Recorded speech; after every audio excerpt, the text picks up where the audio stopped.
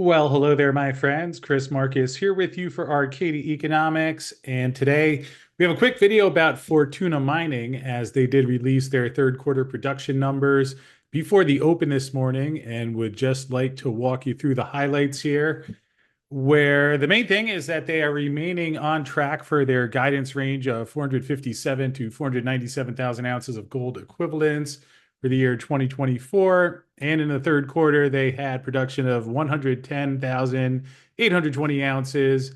This compares to 128.6 thousand in the third quarter of 23 and 116.57 thousand ounces in the second quarter of 2022.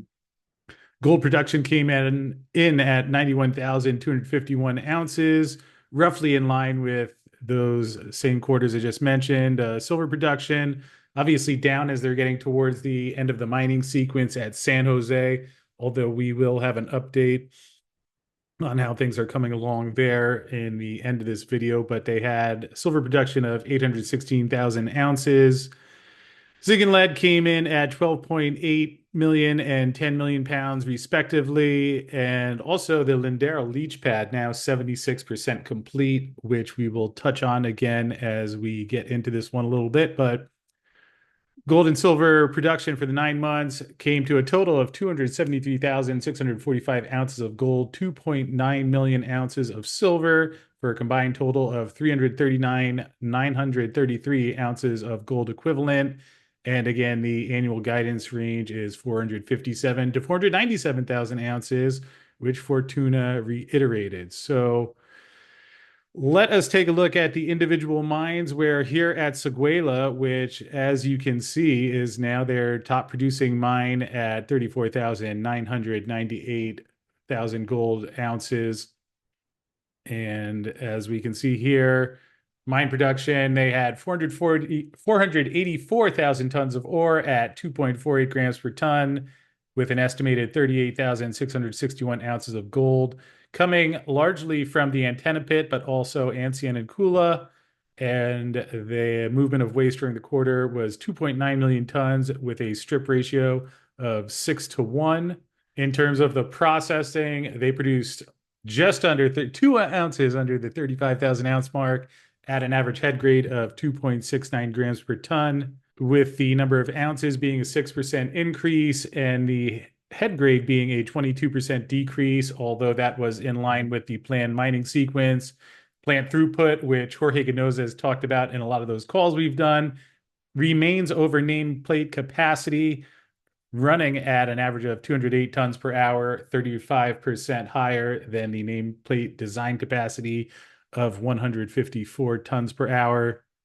They have a note here on the power outages they had in the second quarter, and that it did not affect the plant operations in the third quarter, which helped them to get an increase in the amount of tonnage they processed. Although they did have a failure of a drive shaft of the main apron feeder in early July that required a repair, which reduced the throughput rates while that repair was done. And subsequently, they increased back up to 216 tons per hour by September. And gold production for the first 9 months at 102,537 ounces. In Yaramoko, 123,754 tons of ore were treated at an average head grade of 6.71 grams per ton. That gave them 28,006 ounces of gold. That's a 20% decrease in grade and an 11% decrease in production compared to the second quarter of this year. And the gold grade was lower than predicted in the mine plan due to continuing development operations, providing lower grade ore and the milling of supplementary low grade stockpiles.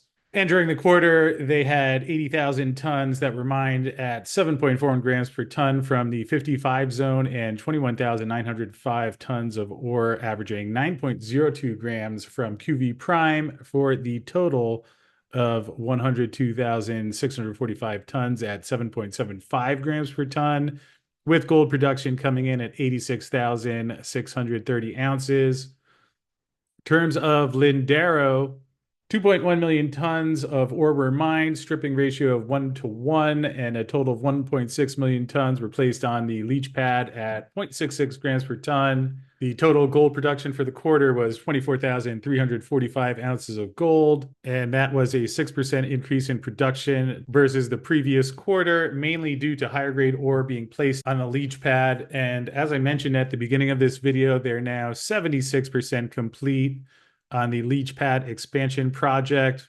Procurement complete, all items on site. Liner installation approximately 44% complete. And Fortuna is planning to start placing ore in the leach pad expansion in the latter part of this October. And we're now on the 10th. So beginning in just about a week or so. And they expect practical completion by the end of the year. And at Lindero, the gold production for the first 9 months came in at 70,481 ounces. Over to San Jose, where in the third quarter they produced 510,741 ounces of silver and 3,771 ounces of gold at head grades of 99 grams per ton and 0.74 grams per ton gold. Obviously, this has declined throughout the year as the mine plan in the second half of 2024 is somewhat uncertain as they have been reaching the tail end of reserves. They did complete the exploration program at the Yessi vein, and the company, this part down here, which is pretty relevant, now assessing its economic potential along with the resources at the Victoria vein. And so right now they're evaluating those options, which include placing it on care and maintenance or triggering a progressive closure plan. So certainly that will be something we'll check in with Jorge about in our next call. Although keep in mind that it's already been largely priced in that there is a complete shutdown at Fortuna. So if they are able to extend that, I would consider that a bit of an unexpected positive to the market. And again, hopefully we will find out in the next couple of weeks. And also Caylloma, where they had 305,446 ounces of silver at a head grade of 82 grams per ton and zinc and lead production of 12.8 million pounds and just under 10 million pounds of lead with head grades of 4.64 for the zinc and 3.62% for the lead. And there you have Fortuna's third quarter production numbers. I'm not sure just yet when our next call with management is scheduled, but largely in line and leaving them on track to meet guidance. So another strong quarter for Fortuna, especially while we have the elevated gold price, certainly going to help. And it will be fun to see how the earnings went in the third quarter. And as we wrap up here, just wanted to mention there was some news from the Burkina Faso government that came out. Also a story about impact of rain conditions at San Jose, where there had been some information presented in the market that did not turn out to be completely accurate. And Fortuna did offer a comment on that earlier this week. And to find out a little bit more about that, just click on the video coming your way now.